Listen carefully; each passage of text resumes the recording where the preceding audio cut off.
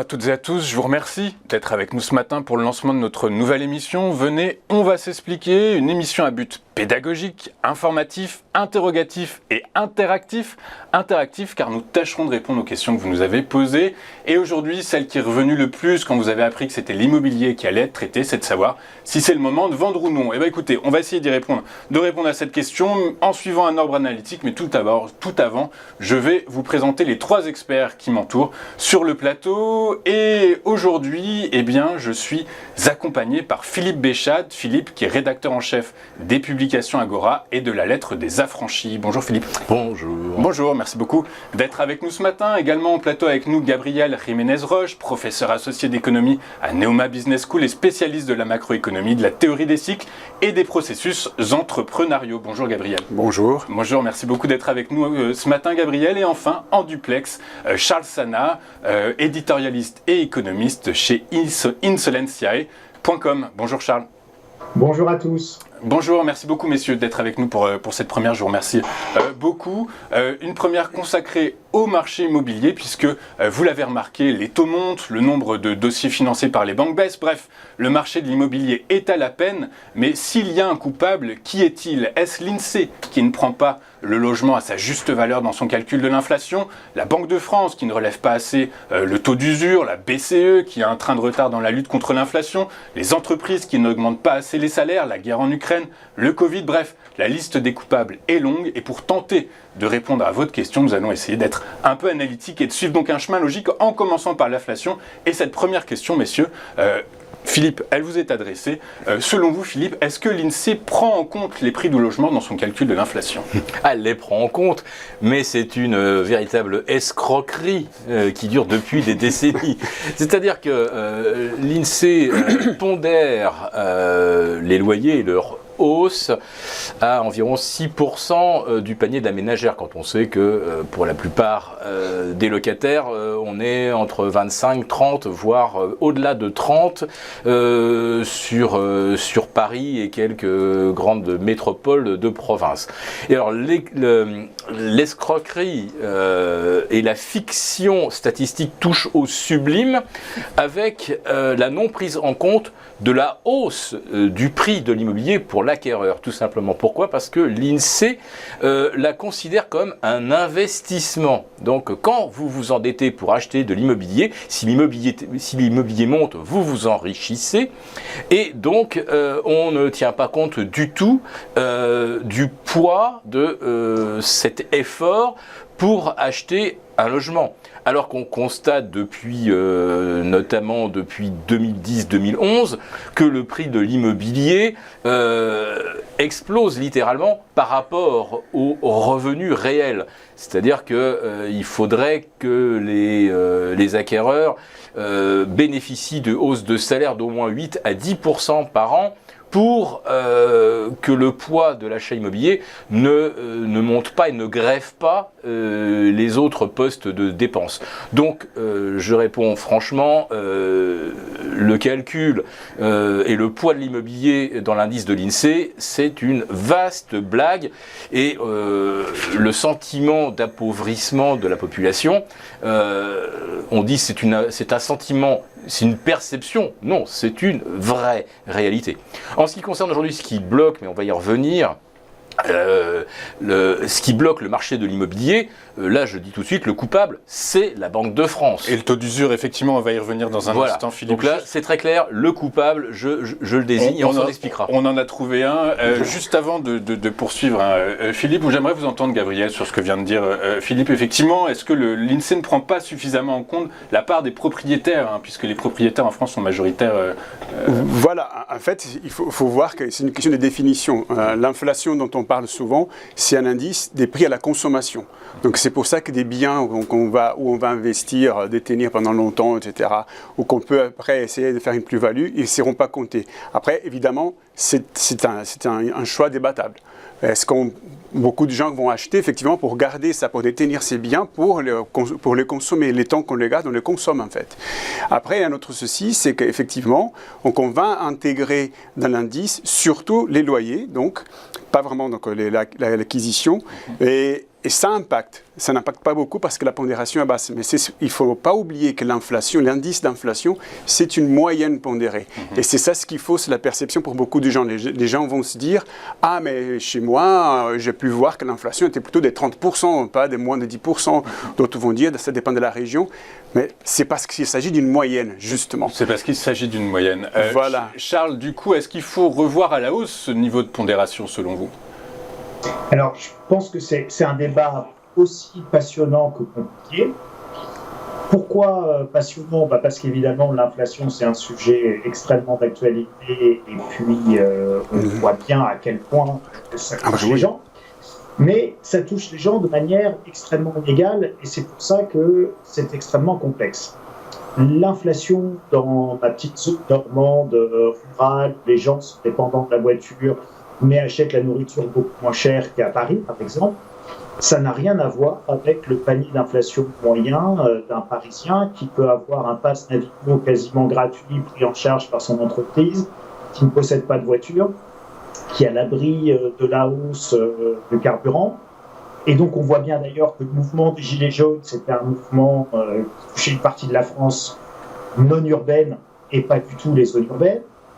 Donc on pourrait tout à fait déjà commencer par dire l'inflation de Pierre, c'est pas l'inflation de Paul. L'inflation de l'urbain, c'est pas l'inflation du rural. Donc on pourrait déjà avoir un baromètre d'inflation différencié en fonction de votre localisation, de votre CSP, de vos revenus, parce que tout ça, ça n'a rien à voir. Et donc Philippe l'a très bien expliqué, Gabriel également, quand on pondère, quand on fait des moyennes pondérées, c'est du... On chose tout le monde en 42. Si vous faites du 36, vous flottez. Si vous faites du 43, c'est très serré. Et donc, en fait, personne n'y trouve son compte. Mais donc sauf le gouvernement qui se sert de taux d'inflation bas pour ne pas augmenter les salaires. Le gouvernement qui a accès aux chiffres de l'INSEE, si les chiffres de l'INSEE ne sont pas justes, du coup le gouvernement se plante, ça semble assez logique. Est-ce qu'on peut dire, Gabriel, dans ces cas-là, que l'immobilier fausse les chiffres de l'inflation et donc ceux du pouvoir d'achat des Français ? Alors, c'est pas que ça fausse, c'est qu'en fait, on ne va pas le compter, mais les grands problèmes, c'est qu'on n'utilise pas bien ces chiffres. Il faut voir que l'immobilier et les marchés financiers, ils sont ils absorbent en fait de l'inflation. En fait, l'inflation, c'est quoi ? L'inflation, en fait, c'est juste des injections de monnaie qui vont relever les prix. Un prix, c'est un montant de monnaie pour un bien. Donc, les problèmes, c'est que ces injections monétaires, elles ne se manifestent pas tout de suite immédiatement sur les prix. Donc ça prend du temps. Mais normalement, elles vont où ? Là où on les injecte d'abord. Où ? Mais ça, c'est les marchés financiers et l'immobilier, en fait. Donc c'est les gros crédits, donc les leviers, les crédits, ils vont là. Et surtout, et pas tant que ça la consommation, mais de plus en plus évidemment. Et donc, ce qui est intéressant, c'est que si on avait des indices, si on faisait attention très souvent au moins à des indices financiers et des indices immobiliers comme des indicateurs d'une inflation à venir pour les consommateurs, ce serait très intéressant, mais ce n'est pas ce qui est fait, souvent même pas par les banquiers centraux. Donc c'est ce qui pose problème. Donc évidemment pour tout ce qui est développement des politiques fiscales, monétaires, etc., ça pose un problème. On pense que s'il n'y a pas d'inflation à la consommation, tout va bien, mais si on regarde après l'inflation qui est là sur le marché financier, sur le marché immobilier, sur les salaires parfois aussi, donc on va avoir un problème après. On va avoir peut-être pas de l'hyperinflation, mais en tout cas une hausse des prix évidente. Tout à fait. Du coup, ce que vous dites, ça veut dire qu'après ces nombreuses années d'élargissement de la masse monétaire, et en ce moment on l'a réduit, du coup c'est mathématique, l'immobilier, c'est une bulle. Voilà, il faut juste un déclencheur pour que l'argent arrête d'aller uniquement vers les marchés financiers et l'immobilier et il tombe sur les marchés de consommation. Vers les ménages. Au lieu de parler, donc juste pour finir, au lieu de parler des fausser la perception d'inflation, etc., on va dire que c'est ce qu'on a avec ces moyennes pondérées ou une concentration sur certains indices uniquement, c'est plutôt une myopie. C'est une myopie. C'est une myopie. Voilà. Philippe. Ah oui, c'est une myopie volontaire, je sais pas, c'est comme si on mettait des lunettes en forme de store vénitien et on ne regarde ou on ne laisse passer la lumière que très très partiellement. Alors en ce qui concerne l'inflation, elle est, comme disait Charles, elle est quelque part relative. Si vous êtes dans ce ventre mou de ménages français qui gagnent moins de 3 000 € par mois, je parle bien du ménage, c'est-à-dire qu'il y a deux salaires, l'inflation va frapper très fort au cours des prochains trimestres.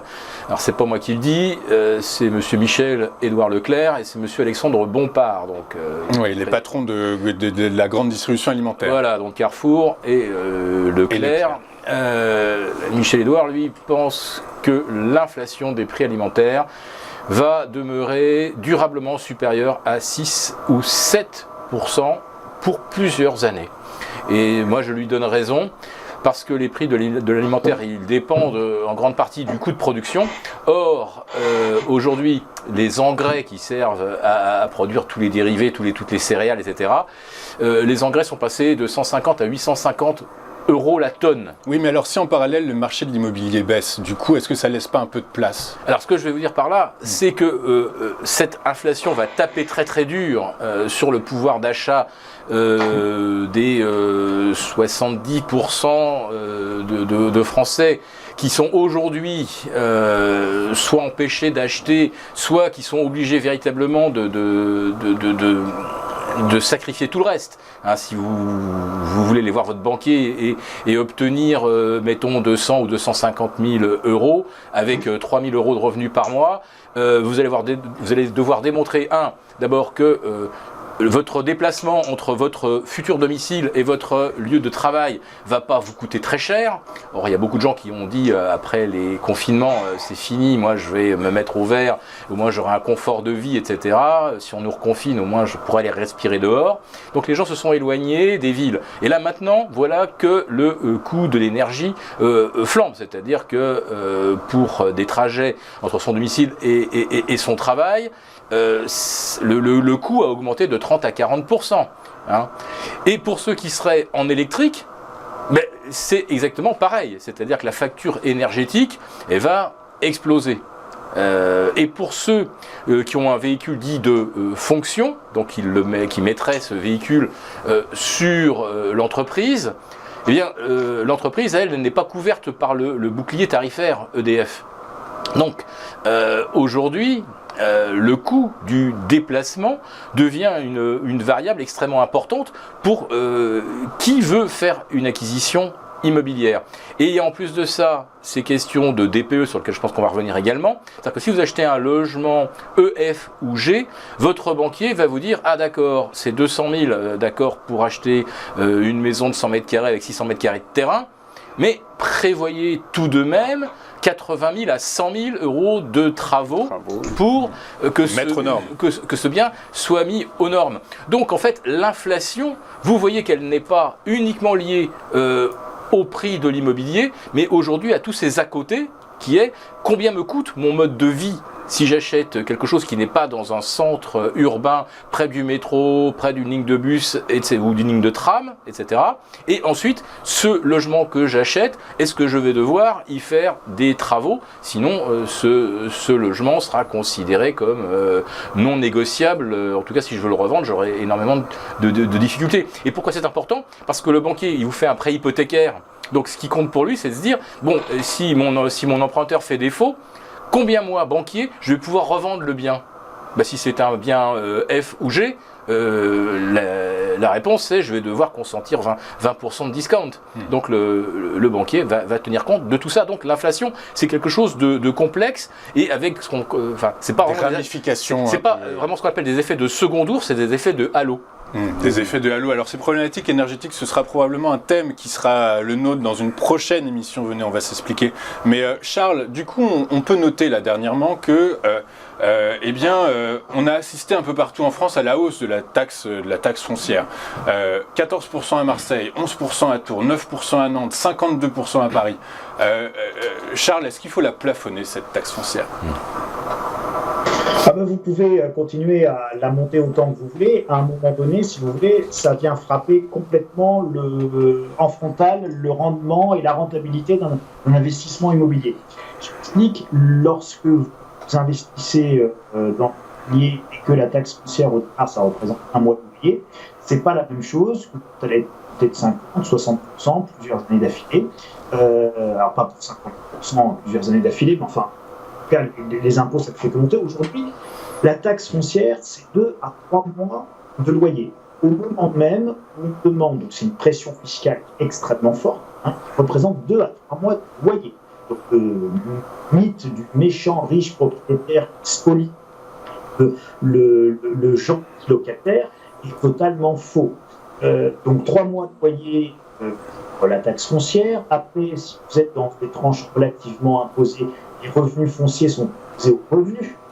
Donc si vous êtes imposé à 41%, par exemple, ce qui est là 34-40%, généralement les tranches des propriétaires immobiliers bailleurs, eh bien vous vous retrouvez en plus à payer 40% de revenus fonciers en impôt sur le revenu, plus 3 mois de loyer. Bref, le principal gagnant aujourd'hui, c'est le gouvernement à 80% sur les revenus fonciers sont encaissés par le gouvernement. Sur les 20% ou 30% restants, vous devez payer le crédit, vous devez payer les aléas de location et vous devez payer aujourd'hui la facture de la transition écologique et énergétique en isolant de manière importante vos bâtiments.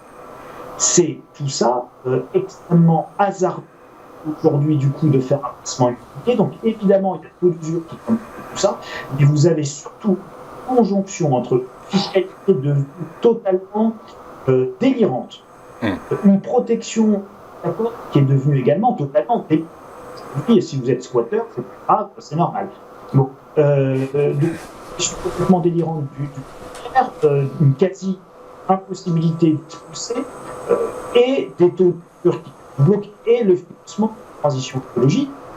Vous êtes dans une situation extrêmement complexe pour l'investissement immobilier. Du coup, quand c'est trop compliqué, les gens n'y vont.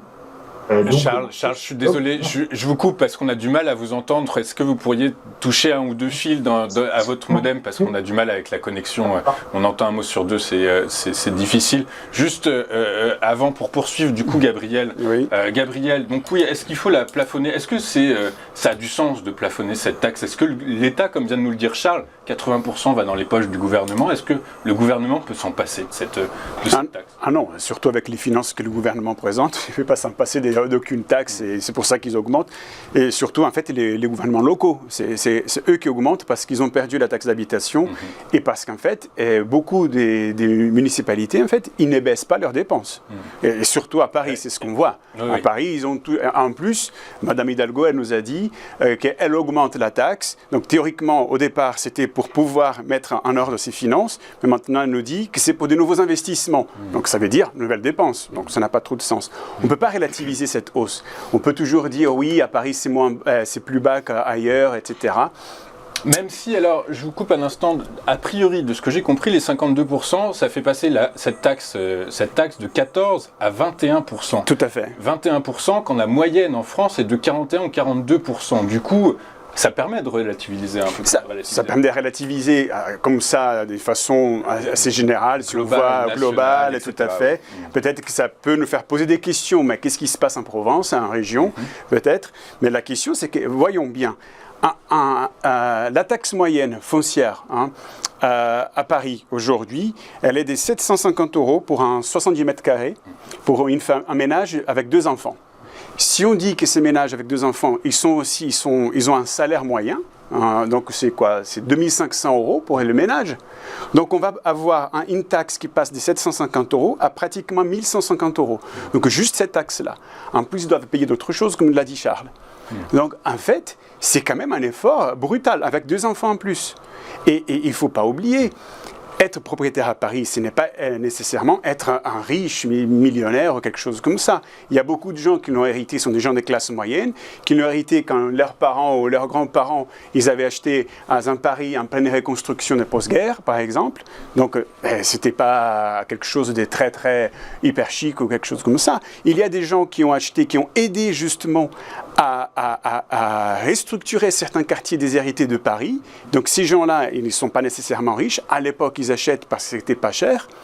Donc, et aujourd'hui, ça continue toujours. Donc, les gens qui vont acheter des projets à Porte de la Chapelle, on ne va pas dire que ces gens-là sont riches. Donc, ils vont voir leurs taxes augmenter. Et en plus, il ne faut pas oublier, il faut garder cohérence. Donc, il y avait un discours, une promesse qu'il n'y aurait pas de hausse de cette taxe-là. Et en fin de compte, on voit une hausse de 52%. C'est énorme. C'est difficile à relativiser. Et de toute façon, gardons cohérence. Si tous les politiciens font un discours où ils sont inquiets d'une inflation de moins de 10%, inflation moyenne évidemment, disons, de moins de 10%, mais pourquoi ils ne pètent les cris au ciel pour une augmentation de la taxe foncière de 52%? Ce n'est pas cohérent avec leur discours. C'est vrai que c'est assez paradoxal. Philippe, d'après les notaires, le taux d'usure qui a été remonté récemment par la Banque de France, qui est passé de 2,29% à 3,05%, n'est toujours pas assez élevé. Est-ce que, alors c'est une question qui nous vient assez régulièrement, est-ce que c'est possible de contourner le taux d'usure ? Oui. À condition de créer une SCI ou de créer une entreprise dont l'objet social est l'investissement immobilier, l'entreprise, elle, n'est pas concernée par le taux d'usure. Donc, je vais voir mon banquier en tant que patron de ma petite foncière, et là, je vais pouvoir emprunter sans qu'on regarde mon reste à vivre, ma capacité d'effort, donc on sait c'est 33%, etc. La France aujourd'hui, c'est le seul pays d'Europe où les taux sont bas, ceux qui sont pratiqués sont même les plus bas d'Europe, et c'est le seul pays où on ne peut pas emprunter. Portugal, Espagne, Allemagne, vous empruntez. Alors 3,5%, 4,5% pour l'Allemagne, je parle de prêts hypothécaires. Et en France, où les taux sont les plus bas, c'est là que d'un seul coup on dit « Ah ben non, c'est trop cher, il faut absolument caper le coût du crédit parce que l'emprunteur, faut pas qu'on le laisse à la merci de l'avidité du banquier. » Tout autour de nous, le banquier qui prête à 3,5 ou 4%, on ne le considère pas comme spécialement avide, d'autant que historiquement, emprunter sur 15 ou 20 ans à 3,5 ou 4%, c'est encore en dessous de la moyenne des coûts d'emprunt de l'an 2000 jusqu'en 2016. Donc c'est quoi cette histoire de taux d'usure en France ? La Banque de France fait semblant de ne pas comprendre. Elle dit je suis là pour protéger l'emprunteur. Alors elle trouve qu'un coût global de l'emprunt à 3,05 c'est trop cher. Par contre, les facilités de caisse à 8%, ça ne lui pose pas de problème. Quand une banque vous facture 16% d'agio sur les dépassements, elle trouve non plus rien à redire. C'est-à-dire que quand le banquier se sucre à 16%, là, il n'y a pas de taux d'usure, mais par contre, à 3%, c'est trop cher. Donc là, on voit, c'est un gigantesque foutage de gueule. Il faut dire les choses comme elles sont. Donc, la Banque de France se retranche derrière, oui, mais il y a un mode de calcul, alors peut-être que ce mode de calcul, il faudrait le revoir, etc., l'adapter. Mais il suffirait que le législateur dise du jour au lendemain, la Banque de France peut réévaluer la situation, non pas tous les 3 mois, mais tous les mois. Et quand la Banque de France a relevé le taux d'usure de 50 points, là, à la fin de l'été, mais elle savait très très bien que la BCE allait les remonter de 75. Donc cette facilité de 50 points supplémentaires, elle était déjà complètement absorbée par la hausse de taux à venir. Donc je me demande bien pourquoi la Banque centrale fait en sorte qu'on ne puisse pas emprunter, alors que les autres banques centrales de nos voisins, eux, ne semblent pas du tout avoir les mêmes impératifs. Est-ce que ce serait parce que la France va devoir emprunter 270 milliards en 2023, qu'il y aura probablement des dépassements, et que, je dirais, si nos banquiers distribuent beaucoup de crédits, est-ce qu'au moment où la France devrait éventuellement aller chercher plus d'argent pour financer son budget, est-ce qu'on ne veut pas s'assurer que les banques auront encore un petit peu de liquidité disponible pour faire face à des émissions France Trésor un petit peu plus importantes que prévu? Mais sinon, le taux d'usure, je ne comprends pas.